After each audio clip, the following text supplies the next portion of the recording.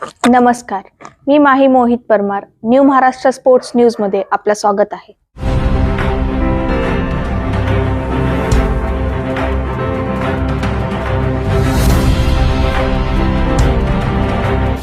Maharashtra cricket असोसिएशनच्या senior women's T20 स्पर्धेला सुरुवात. DVCA विरुद्ध रत्नागिरी यांचा सामना पुणे या ठिकाणी पार पडला. या सामन्यात DVCA संघाकडून खेळताना खुशी मुल्लाने 67 चेंडूमध्ये 18 चौकारच्या मदतीने 102 रनाची खेळी करून DVCA संघाला विजय मिळवून दिला. DVCA संघाचे अभिनंदन व पुढील स्पर्धेसाठी हार्दिक शुभेच्छा.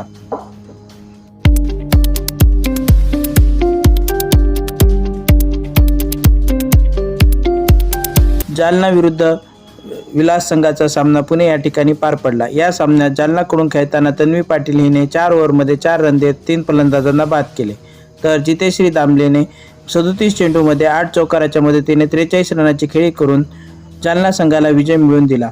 जालना संघाचे अभिनंदन व पुढील स्पर्धेसाठी हार्दिक शुभेच्छा. लाईक करा, बेल आयकॉनला प्रेस करा व आमच्या चॅनलला सबस्क्राईब करा.